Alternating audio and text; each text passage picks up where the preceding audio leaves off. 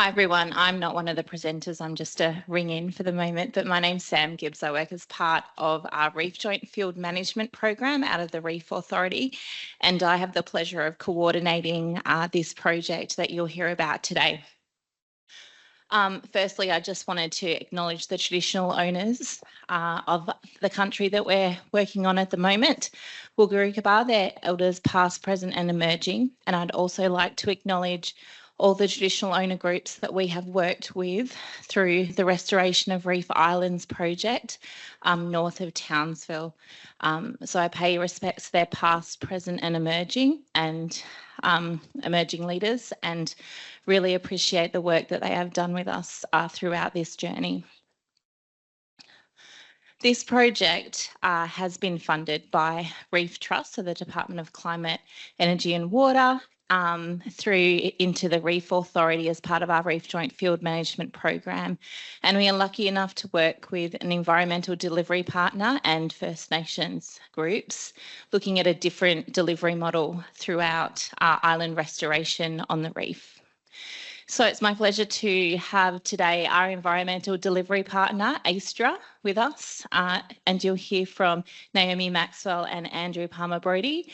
And we have our key First Nations group partner, Mandubarra Aboriginal Land and Sea Rangers. And we've got Mel and Naomi, one of the elders and senior ranger, here to talk to us as well. So here we go.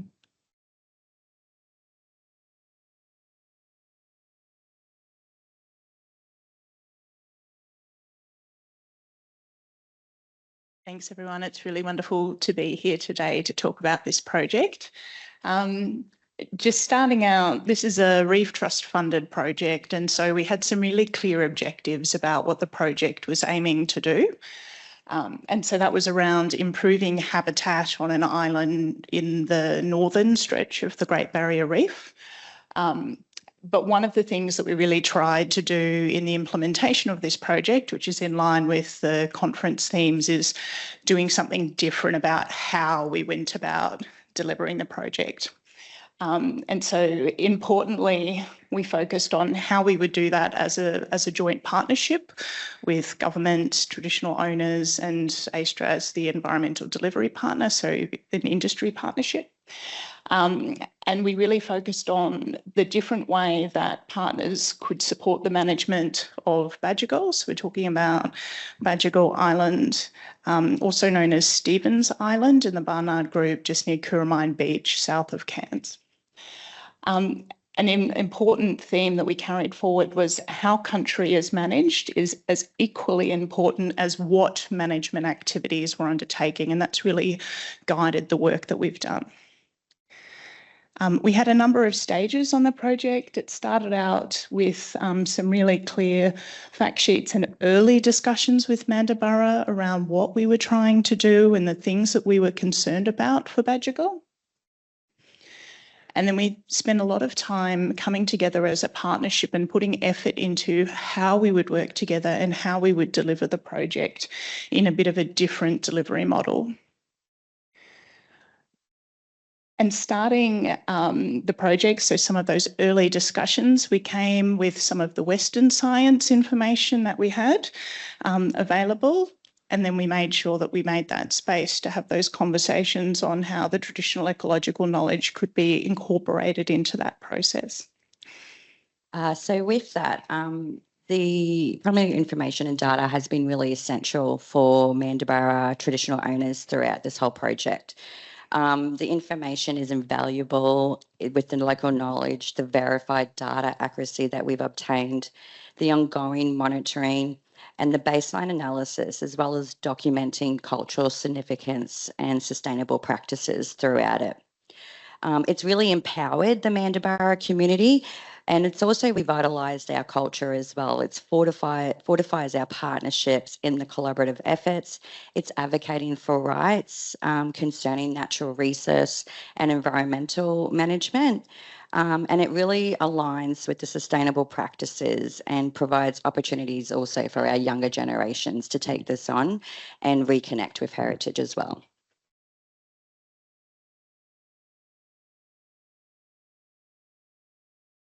So sorry, trying to see which slide we're on. So with the documenting of the project itself, Mandubarra came to the table with the Reef Authority and Aestra and suggested that we do some documentation for all the survey monitoring and also capturing some of the meetings that we did have.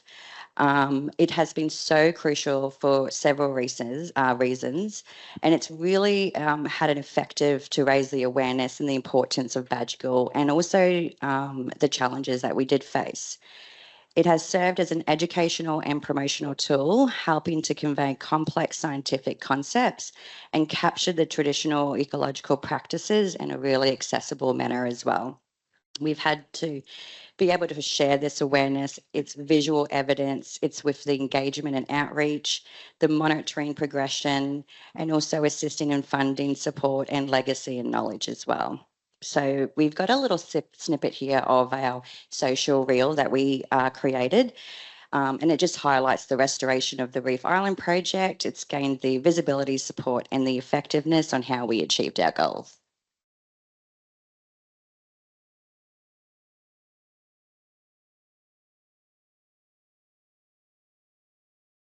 And also there's a list of the videos as well. We have several, so they're really amazing to watch.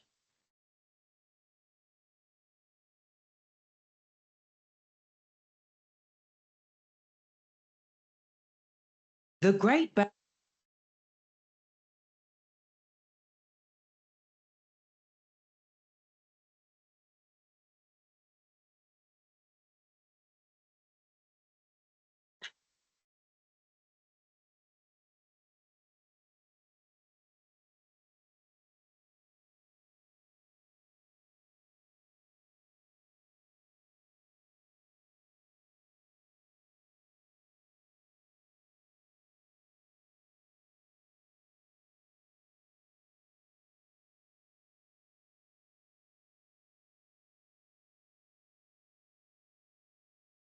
Projects like this are important for country, and particularly to traditional owners. They're now saying you care for country and the country will care for you.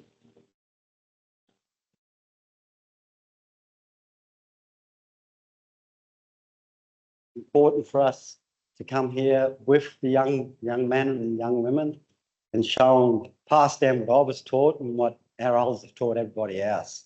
But we've always maintained our connection here, and that's why we're here today, to develop something that's going to be benefit everyone in the future.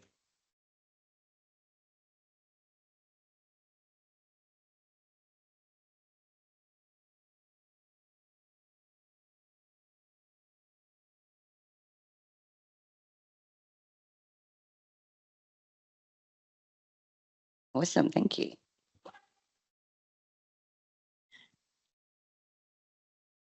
And so I suppose this is the part of the project where we got to go out onto a tropical island and call it work. So we kicked off this part of the project, which was, I suppose, going out onto the island, looking at what threats and what values are there. And we started that with a yarning process with the Mandubarra Rangers. So we were out on island with Auntie Naomi and Uncle James and Uncle Sean, talking about the traditional ecological knowledge of the island and what it was that we were sort of hoping to do in that space from a Western science perspective. So our role as the environmental delivery partner was to coordinate these processes and including coordinating the ecological surveys of the island. Our scientists went out and they conducted a number of different surveys out on the island to identify what the values and threats are that are impacting. Interestingly, at the beginning of the process, some of the, I guess, the values that were identified for the island were quite narrow. So the primary value that was identified was the bridled tern nesting rookery that's on the island. But through this process, we identified a number of other values that are also present there, including a number of listed ecological communities, a listed palm species, and some other rare plants that are on the island as well.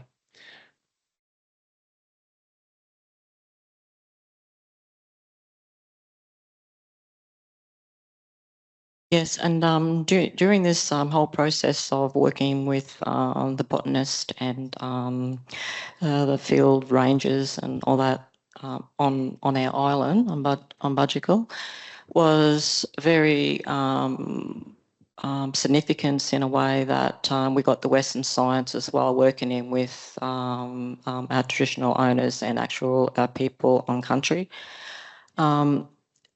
And with a lot of the, we came across a lot of different species actually that we sort of didn't sort of realise actually that we actually came across. And yeah, knowing as myself, I've been over there a few times, and it's sort of like a learning basis as well with the Western science, as well as bringing in the traditional side of it as well. Especially with the yeah, ranga palms and as well because they're endangered. This is the Personia. This tree is a Personia grandi. Probably some of you are very familiar with that. It's one of the island trees. It's only found on islands. It's very it's got like cultural values as well as medicine and food as well. Back our ancestors used it for medicine as well. And also too, you can also call it a cabbage tree and a bird eater tree. But what you see there is not what we want to happen. It's just the insect, the white fly, I think it is, yeah. And with the Western science, they can actually bring in a wasp that actually comes in and eats that and takes care of that. But I'm not real scientific in that side, but introducing things. I think we've got enough things being introduced. But yeah, that's the Personia, and it's a very important and significant tree that's with our culture as well as the location where it is. It's the only tree on the whole island, and it's located near a women's gathering place as well, and opposite our fish trap. So it all sort of connects in with each other, and that's what makes it special. And also with that process as well was also acknowledging Bimmy Island, who is right next door to Bajigal, so we call them brother and sister, and also having the opportunity to go over there and capture some of these identified invasive species, also native species, and also some of our cultural values in with the surveying that we had done. And I suppose the purpose of going through this process was to take forward these values and these threats to develop a management planning process, which was co-designed and co-developed with MALSI. So with the survey reporting, we got several that came from. Did you want to touch on that first, Naomi? Yeah, so we pulled together a series of Western science reports, and this helped to provide the evidence base for some of the decision making that we needed to convince government of as we moved through the process. And that's been pulled together into a resource that's been made publicly available. And then in the top section, you'll see that map. So we've started our baselining surveys as kind of our before photo before we start to actually implement the plan, which we'll talk about in a minute. And once again, for Mandubarra, having been a part of the survey reporting has served a really strong foundation for future discussions, ensuring that all voices were heard and valued in the planning and implementation processes, and also in part of that collaborative decision making. It's provided evidence-based information that's also for us influenced policy decisions and funding allocations for Mandubarra, and also brought into training our Indigenous rangers as well.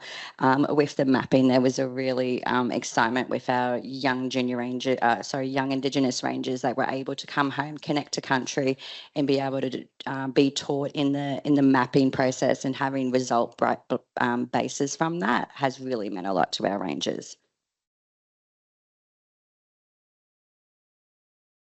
So as part of the management options planning, we held a number of meetings and we took quite a staged approach to that. For the first meeting, we really met and talked about some of the threats that we had identified. We then went away and gave us some good space to talk about what threats were most concerning. We then came back together and developed a shared vision and objectives, and that really helped set the basis for, we wanted to restore habitat. The thing that we had in common was we all wanted the best outcome for Bajigal, and how we kind of brought our different skills and capabilities into setting up a vision for the future. And then the third meeting was around prioritisation of restoration activities, because there were some tough decisions we needed to make about that.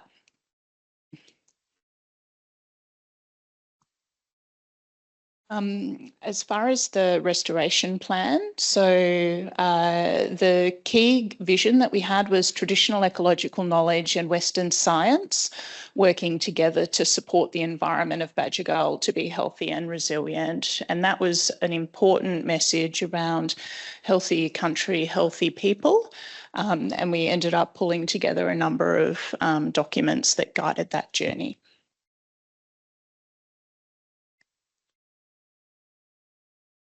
Yeah, you're right.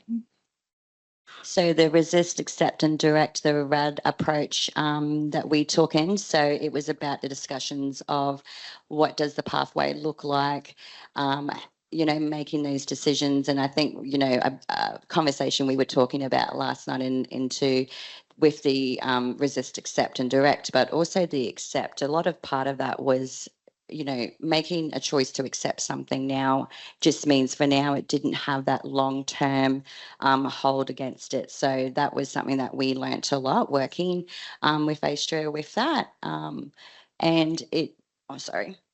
So it was the shared language for managing and changing the ecosystems and management responses. It required deliberate and active decision-making for direct on country as well. So it was a really the process for us that we understood, and it was the shared vision that we held on to that throughout each decision that we were making. This gives just a little bit of an insight into the process. So we did a lot of work on, what's the current state? What are the future threats? What would that look like if it was a new threat, a cyclone, a fire, successive cyclones? What would that look like? A cyclone followed by fire, and then having a bit of a think through the different activities that would be common against those future threats. And that's where we focused our effort.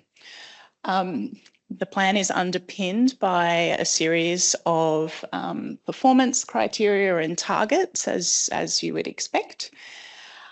And there were a number of management units that we pulled together to underpin how we would target some of the activities that we were doing. And then it was also underpinned by an adaptive management cycle and a seasonal monitoring calendar.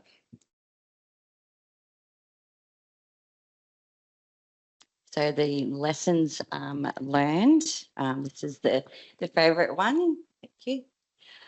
So with the traditional ecological knowledge and Western science must be hand in hand. The projects need to be able to consider ecological cultural values. We need ways of combining this and Western science when monitoring and reporting. And the two-way knowledge and transfer needs to be considered in the projects. And I've touched on that, Mum. Yep. And it's all to do with how we work with others to care for our sea country in a cultural, respectful manner that respects Mandubarra land and sea, our people and ancestors, as a group effort from all to come together to restore, protect and look after our sea country and islands. Working together to preserve our beautiful sea country for the future generations of Mandubarra people to enjoy, engaging with all elders and old people to continue our traditions, especially regarding management of sea country. Build knowledge for these who lack it, as that traditional methods and knowledge of sea country with Western science combined can be passed through the future generations.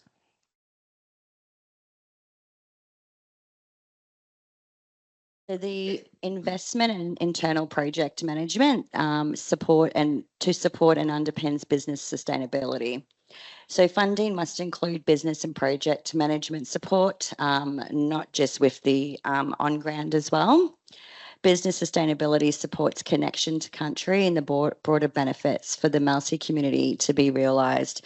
So it was really necessary with this project that it did support the infrastructure for Mandubarra and the skills for us to set in some long-term success. It helped us prioritise internal capabilities and community connection, ultimately to more leading sustainable outcomes. So in this, we, with the overhead support in regards with our compliance, with our policies and procedures, our strategic management planning, also self-efficiency, it's enhanced program support, and also in our capacity building as well. Supporting business sustainability is crucial for enabling Indigenous corporations, businesses to manage overheads, comply with the regulations, strategise effectively, and ensure continuity, ultimately empowering us in supporting all on-ground programs and projects efficiently. So this has been really amazing for us. And on this one, this is the common message of successful partnerships take time. They take time to build, and we need those longer term timelines for government projects, which are often stuck at that kind of shorter cycle if we're going to make these partnerships real to deliver the benefits that we need.